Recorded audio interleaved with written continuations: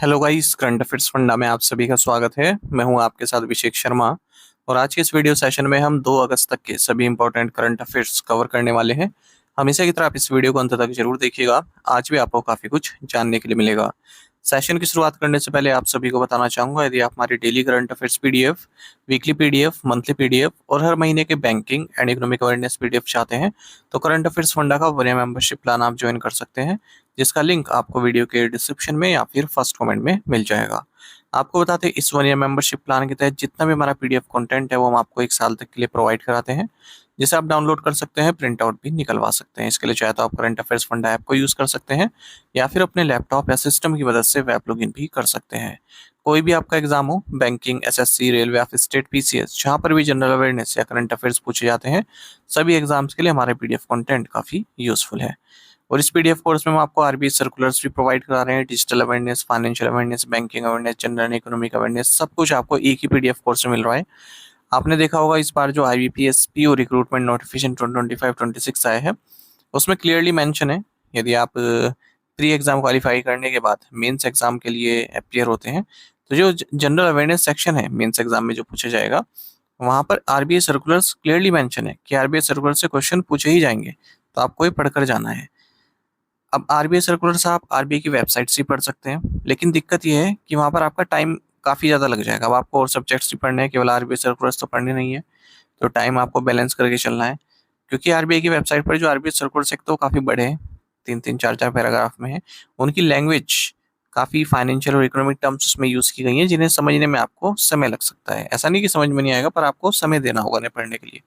तो हमने क्या किया है, उन आरबीआई सर्कुलर्स को सिंपल लैंग्वेज में आपके लिए प्रेजेंट किया है, ताकि इंपॉर्टेंट कॉन्सेप्ट भी ना छूटे और आपको समझ में भी आ जाए। साथ ही एमसीक्यूज भी उसके साथ अटैच किए हैं। जैसे एक आरबीआई सर्कुलर है, तो उसको सिंप्लीफाई तरीके से पहले तैयार किया, उसी के साथ उससे रिलेटेड एमसीक्यूज भी डाल दिए हैं। तो उससे आपके आरबीआई सर्कुलर्स अच्छे तैयार हो जाएंगे पिछले 5-6 महीनों के। बाकी बैंकिंग अवेयरनेस कोर्स इसमें अवेलेबल है। कंप्लीट बैंकिंग अवेयरनेस हमने आपको पढ़ाई है, न केवल आपके बैंकिंग मेंस एग्जाम, बल्कि अगर आप बैंकिंग इंटरव्यूज भी देते हैं, जैसे आईबीपीएस पीओ, आईबी और SBI PO, RRB PO, even RBI grade B, तो इन इंटरव्यूज में जो बैंकिंग नॉलेज आपसे पूछी जाती है उसे भी आप आंसर कर पाएंगे। और अगर आप बैंक के साथ साथ एसएससी, रेलवे, स्टेट पीसी जैसे एग्जाम्स भी दे रहे हैं, वहाँ पर इंडियन इकोनॉमी से क्वेश्चन पूछे जाते हैं, तो इंडियन इकोनॉमी भी इसमें कंप्लीट पढ़ाई गई है। इंश्योरेंस सेक्टर से रिलेटेड डेडिकेटेड चैप्टर इस कोर्स में दिया गया है, तो इंश्योरेंस के बेसिक्स आपके क्लियर हो जाएंगे उन्हें पढ़कर, किसी भी इंश्योरेंस के एग्जाम में आपके काम आएगा।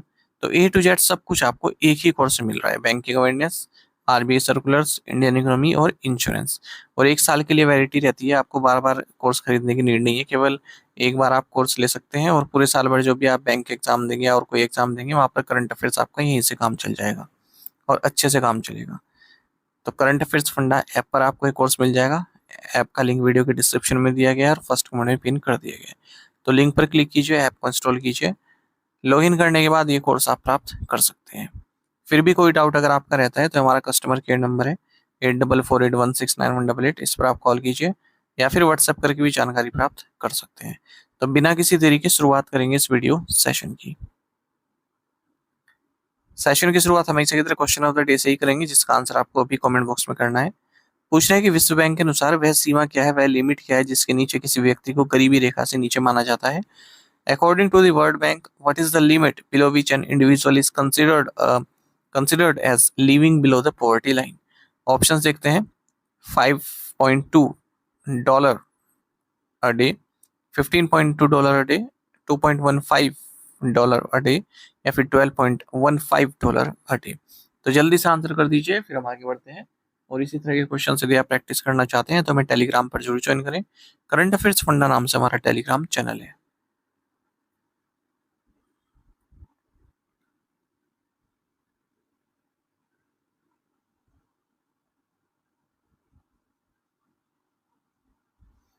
Who has been appointed as the new Director General of सशस्त्र सीमा बल (SSB)? सशस्त्र सीमा बल के नए महानिदेशक के रूप में किसे नियुक्त किया गया है? ऑप्शंस आपके सामने हैं। सही आंसर ऑप्शन है संजय सिंघल। तो सेंट्रल गवर्नमेंट ने बॉर्डर सिक्योरिटी फोर्स के जो स्पेशल डायरेक्टर जनरल हैं संजय सिंघल, इन्हें नया डायरेक्टर जनरल बनाया है सशस्त्र सीमा बल का। सशस्त्र सीमा बल मिनिस्ट्री ऑफ होम अफेयर्स के तहत आता है और हमारी जो बॉर्डर है नेपाल और भूटान के साथ, तो वहाँ पर उसकी रक्षा करता है, उसको सिक्योर रखता है। अच्छा, जो ये नए डायरेक्टर जनरल बनाए गए हैं संजय सिंघल, ये सशस्त्र सीमा बल के डायरेक्टर जनरल के तौर पर अमृत मोहन प्रसाद को सक्सीड करेंगे, जो कि 31 अगस्त 2025 को रिटायर हो जाएंगे। एसएसबी को 1963 में स्टैब्लिश किया गया था स्पेशल सर्विस ब्यूरो के तौर पर, फिर बाद में से रीनेम किया गया, और जो ये बॉर्डर गार्डिंग रोल है इसका, ये 2001 में से दिया गया है। Who won the Belgium Grand Prix 2025? Belgium Grand Prix 2025 किसने जीता? ऑप्शंस आपके सामने हैं। सही आंसर ऑप्शन है ऑस्कर पियास्ट्री। तो ऑस्कर पियास्ट्री ने बेल्जियम ग्रां प्री 2025 जीता है। आपको बताया, जो पियास्ट्री हैं ये ऑस्ट्रेलियन रेसिंग ड्राइवर हैं और फॉर्मूला 1 में मैक्लेरन के लिए compete करते हैं। बाकी ये भी जान लीजिए, लैंडो नॉरिस ने ब्रिटिश ग्रां प्री 2025 जीता था। इससे पहले ब्रिटिश ग्रां प्री हुआ था, जो बेल्जियम ग्रां प्री हुआ ना, इससे पहले हुआ था ब्रिटिश ग्रां प्री। ये लैंडो नॉरिस ने जीता था। When is the World Lung Cancer Day observed each year? विश्व फेफड़े का कैंसर दिवस प्रत्येक वर्ष कब मनाया जाता है? राइट आंसर ऑप्शन बी है अगस्त 1। तो वर्ल्ड लंग कैंसर डे हर साल 1 अगस्त को मनाया जाता है, लंग कैंसर से रिलेटेड अवेयरनेस फैलाने के लिए। इस बार 2025 में जो वर्ल्ड लंग कैंसर डे का थीम है वो है stronger together, United for lung cancer awareness. World wide web day, ये भी 1 अगस्त को मनाया जाता है, क्योंकि वर्ल्ड वाइड वेब को क्रिएट किया था इस दिन टिम बर्न्स ली द्वारा। इंग्लिश कंप्यूटर साइंटिस्ट हैं। कई बार एग्जाम में पूछा जाता है कि वर्ल्ड वाइड वेब की स्थापना किसने की थी, या फिर किसने इसको लॉन्च किया था, क्रिएट किया था। What is the main objective of the ज्ञान भारतम मिशन? ज्ञान भारतम मिशन का मुख्य उद्देश्य क्या है? राइट आंसर ऑप्शन बी है डिजिटाइजेशन ऑफ एंशियंट मैन्युस्क्रिप्ट्स। तो प्राइम मिनिस्टर नरेंद्र मोदी ने ज्ञान भारतम मिशन इनिशिएटिव लॉन्च कर दिया, जिसके जरिए जो एंशियंट, जो प्राचीन मैन्युस्क्रिप्ट्स हैं, उनको डिजिटाइज किया जा सकता है, ताकि आप जो प्राचीन हमारे जो भी ग्रंथ हैं उनको आप ऑनलाइन भी पढ़ सकें घर बैठे। तो ज्ञान भारतम मिशन के तहत एक नेशनल डिजिटल रिपोजिटरी बनाई जाएगी, और जहाँ पर जितने भी एंशियंट मैन्युस्क्रिप्ट्स हैं उनका जो डिजिटल वर्जन है वो अवेलेबल रहेगा। स्टूडेंट्स और टीचर्स पूरे वर्ल्ड भर में कनेक्ट कर सकेंगे हमारे देश की नॉलेज और ट्रेडिशन को जानने में। तो यूनियन गवर्नमेंट ने 2025 के बजट में इसको अनाउंस किया था, फाइनेंशियल एलोकेशन इसके लिए बढ़ा दी है, 3.5 करोड़ से बढ़ाकर 60 करोड़ रुपए कर दिए। According to the state of food and nutrition in the world 2025 report, how many people were affected by hunger in 2024? विश्व में खाद्य एवं पोषण की स्थिति 2025 रिपोर्ट के अनुसार 2024 में कितने लोग भूख से प्रभावित थे? राइट आंसर ऑप्शन सी है 720 मिलियन। देखिए, रिपोर्ट जारी की गई है, रिपोर्ट का टाइटल है state of food and nutrition in the world 2025। United Nations की जैसे एजेंसीज हैं कई सारी, उन्होंने इसको लॉन्च किया है, भी देखेंगे कि उन्होंने किया है। इसमें बताया गया है कि जो हंगर है, जो भूख है, उसके कारण 720 मिलियन पीपल पूरे विश्व भर में प्रभावित रहे 2024 में। 8.2% ऑफ ग्लोबल पॉपुलेशन आप इनको कह सकते हैं। वहीं 2.3 बिलियन पीपल, उन्हें मॉडरेटली या फिर सिवियरली फूड इनसिक्योरिटी महसूस हुई है। सबसे ज़्यादा जो अंडर न्यूरिश्ड पीपल हैं, जो कुपोषित पीपल हैं, वो एशिया में है 323 मिलियन, उसके बाद फिर अफ्रीका में, फिर लैटिन अमेरिका में, फिर कैरेबियन में। अच्छा, करंट प्रोजेक्शन के हिसाब से देखें अगर इस रिपोर्ट में जो बताया गया है, वो कहा कि 2030 तक 512 मिलियन पीपल या फिर 6% ऑफ द ग्लोबल पॉपुलेशन ये अंडर नोरिश्ड हो सकती है 2030 तक। ये जो रिपोर्ट है SOFI state of food and nutrition in the world, इसे प्रिपेयर किया गया है 5 UN एजेंसीज द्वारा। एक तो है Food and Agriculture Organization FAO, दूसरी IFAD International Fund for Agricultural Development, तीसरी है यूनिसेफ UN चिल्ड्रंस फंड, चौथी है WFP वर्ल्ड फूड प्रोग्राम, पांचवा है WHO world health organisation. Where is the construction of the first Indianly built air cushion vehicle for the Indian coast guard taking place? भारतीय तटरक्षक बल के लिए पहले स्वदेशी एयर क्रूशन वाहन का निर्माण कहाँ किया जा रहा है? राइट आंसर ऑप्शन सी है Chogle and company private limited, Goa. तो डिफेंस में सेल्फ रिलायंस अचीव करने के उद्देश्य से इंडियन कोस्ट गार्ड ने फर्स्ट इंडिजिनसली बिल्ड, यानी कि भारत में बनने वाली एयर क्वेश्चन व्हीकल का जो कंस्ट्रक्शन है वो शुरू कर दिया है Chogle and company private limited shipyard, Goa में। और ये ग्रिफॉन होवर वर्क डिजाइन पर बेस्ड है। जैसे इसको एक बार सर्विस में लाया जाएगा तो ये जो एयर क्वेश्चन व्हीकल्स हैं ये इंडियन कोस्ट गार्ड को एक enhanced speed, tactical flexibility and सैल्वेटर ऑपरेटिव प्रदान करेंगे। और जो पेट्रोलिंग है, इंटरडिक्शन है, सर्च एंड रेस्क्यू मिशन है, वहां पर हेल्प करेंगे। Which Hyderabad-based space tech startup has successfully testified India's first hydrogen oxygen propulsion engine? Hyderabad स्थित इस स्पेस टेक स्टार्टअप ने भारत के पहले हाइड्रोजन ऑक्सीजन प्रणोदन इंजन का सफलतापूर्वक परीक्षण किया है। राइट आंसर ऑप्शन है स्टारडोर। तो Hyderabad based space tech startup है स्टारडोर। इसने सक्सेसफुली इंडिया का first hydrogen oxygen propulsion engine test fire किया है। और इसको टेस्ट भी किया गया Indian institute of science Bengaluru में। और ये इंजन जो स्टारडोर का अपकमिंग ऑर्बिटल ट्रांसफर व्हीकल है लुकास, उसको पावर प्रोवाइड करेगा। Which global payment services company has partnered with Cosmos cooperative bank? किस वैश्विक भुगतान सेवा कंपनी ने कॉस्मोस कोऑपरेटिव बैंक के साथ साझेदारी की है? राइट आंसर ऑप्शन सी है world line. World line payment services company है।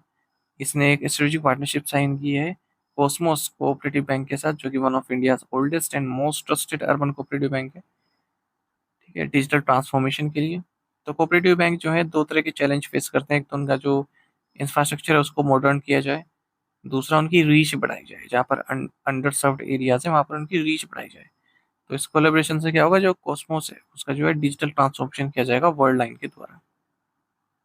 विच awarded once elephants lived here recently win? हाल ही में वंस एलिफेंट लिव्ड हियर ये कौन सा पुरस्कार जीता? राइट आंसर ऑप्शन सी है पेन ट्रांसलेट्स अवार्ड। तो International Booker Prize winning Hindi होता है गीतांजलि श्री। इनका जो वंस एलिफेंट्स लिव्ड हियर जो नॉवल है, जिसे हिंदी से ट्रांसलेट किया गया है डेसी रॉकवेल द्वारा, इसे उन 14 टाइटल्स में जगह दी गई है जिन्होंने पेन ट्रांसलेट्स अवार्ड जीता है। इंग्लिश पेन ने ऐसा अनाउंस किया है, जो संस्था इंग्लिश पेन इन्होंने अनाउंस किया है। तो 14 टाइटल्स जो सबसे बेस्ट टाइटल्स हैं बुक के, उन्हें अवार्ड किया गया। उनमें से एक गीतांजलि श्री का ये भी है, वंस एलिफेंट लिव्ड हियर। ठीक है, बाकी वही है कि जो साउथ एशियन लिटरेचर जो ट्रांसलेशन हुआ है जिसका, उसको सपोर्ट करता है ये award. According to RBI's latest revised guidelines, what is the maximum investment limit for regulated entities in an alternative investment fund scheme? RBI के नवीनतम संशोधित दिशा निर्देशों के अनुसार वैकल्पिक निवेश कोष योजना में विनियमित संस्थाओं के लिए अधिकतम निवेश सीमा क्या है? राइट आंसर ऑप्शन सी है 20% of the corpus, 20% of the corpus. देखिए, alternative investment fund scheme, alternative investment fund मतलब इन्वेस्टर से पैसा लिया, फिर उस पैसे को कई और प्रोजेक्ट्स में लगा दिया, फिर जो प्रॉफिट हुआ उसको शेयर कर लिया, मतलब मोटा मोटा ये है। तो देखिए, जो अल्टरनेटिव इन्वेस्टमेंट फंड होते हैं, जैसे आप म्यूचुअल फंड ही समझ लीजिए, हालांकि उससे अलग होते हैं। तो अल्टरनेटिव इन्वेस्टमेंट फंड में जो रिजर्व बैंक ऑफ इंडिया ने गाइडलाइंस जारी की हैं, उसमें ये कहा गया है कि जो रेगुलेटेड एंटिटीज हैं, अभी देखेंगे रेगुलेटेड एंटिटीज क्या होती हैं। तो टोटल कॉर्पस का 20% ही रेगुलेटेड एंटिटीज उसमें लगा सकती है। मान लीजिए कि 100 करोड़ का कोई कॉर्पस है, कॉर्पस मतलब कोई फंड है, तो उसमें केवल 20%, यानी कि 20 करोड़ ही रेगुलेटेड एंटिटी उसमें लगा सकती है। और अगर हम इंडिविजुअली बात करें, तो कोई भी इंडिविजुअल रेगुलेटेड एंटिटी 10% ज्यादा कॉर्पस किसी इन्वेस्टमेंट अल्टरनेटिव इन्वेस्टमेंट फंड में नहीं लगा सकता। मान लीजिए एसबीआई है, तो 10 करोड़ से ज्यादा नहीं लगा सकती। ये डायरेक्शन 1 जनवरी 2024 से लागू होंगे। अब हम बात करें तो रेगुलेटेड एंटिटीज की, तो इसमें कमर्शियल बैंक्स आते हैं, और primary urban cooperative bank, state cooperative bank, central cooperative banks, all India finance institutions, non banking finance company, तो एनबीएफसी जो हो गई, बैंक्स जो हो गए, वो सब इसमें आते हैं। टू द पॉइंट क्वेश्चन, उनके आंसर देख लेते हैं। Hattis are scheduled tribe recognised university, answer Himachal Pradesh. वैसे हिमाचल प्रदेश और उत्तराखंड के बॉर्डर पर रहते हैं। Where was the 57th International Chemistry Olympiad 2025 held? Answer is Dubai, United Arab Emirates. Who has announced a Veer Parivar Sahayata Yojana to provide free legal aid to families of soldiers? National Legal Services Authority, NALSA.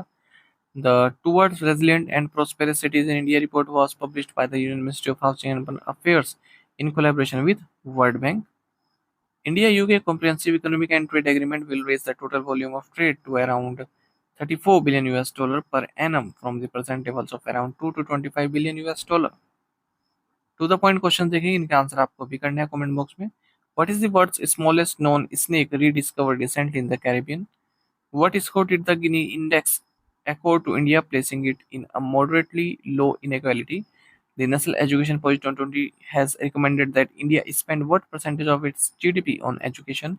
Which ruler established Gangaikonda Cholapuram, which served as the capital of the Cholas for around 250 years? In which area did Operation Mahadev, which reportedly killed three terrorists responsible for the Pahalgam attacks, take place?